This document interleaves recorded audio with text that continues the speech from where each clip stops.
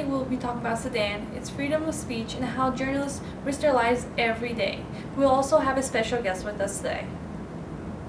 Human rights organizations have condemned arbitrary arrests and other abuses committed by the security forces. The situation underlined by a growing wave of intimidation aimed at journalists. Duncan Woodside and Stephanie Braquier bring us this report from Juba, the capital of South Sudan. Each morning, Mading goes to his office. He checks the news and prepares his own stories. But before arriving, he ensures that his laptop is fully charged. No electricity because our ministry, the Ministry of Electricity, is known as the Ministry of Darkness. Last year, Mading became something of a celebrity here with a radio show. But the content didn't please everyone.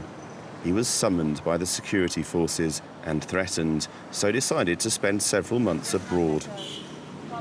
When someone tells you that you cooperate with us, or else we know who are your friends, we know where you live, and we have the orders.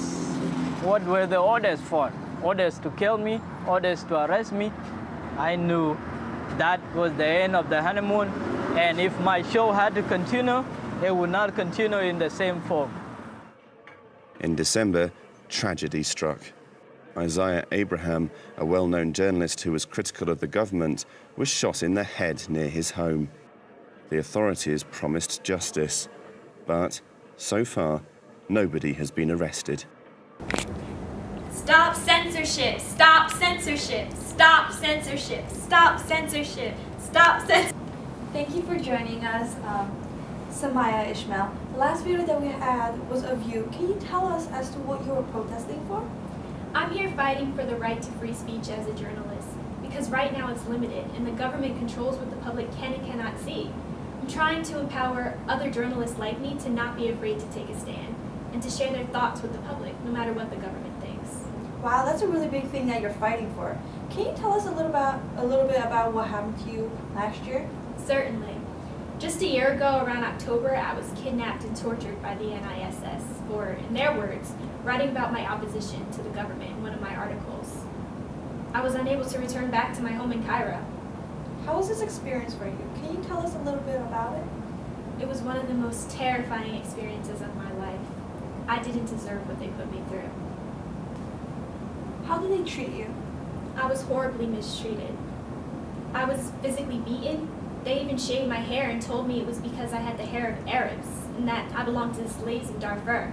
I was tortured for 3 days. After that time, though, I was able to get away. Where did you go?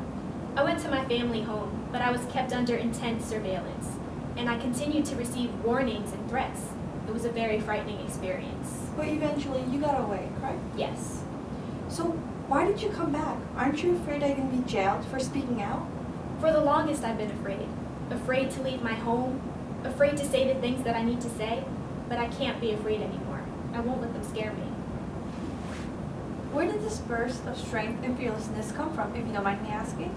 Ever since I was little, my inspiration has always been Nelson Mandela. I've always admired his strength of spirit and integrity. His recent death left me shocked, and it also got me wondering what he would do in this situation.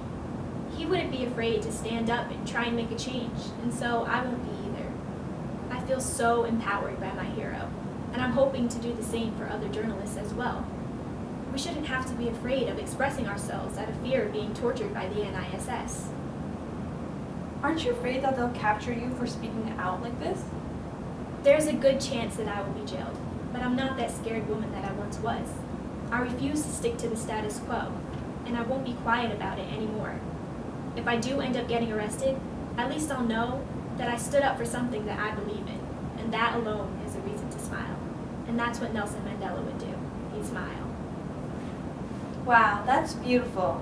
Do you have anything that you'd like to say to those who are watching, or those 20 journalists who went through the same thing as you? Yeah. We need to join together. Don't be afraid to stand up for what you believe in. Don't be afraid to say what you want in your articles. I'm asking you to join me. Let's take a stand. Thank you for joining us today. It was a great pleasure meeting you. Thank you.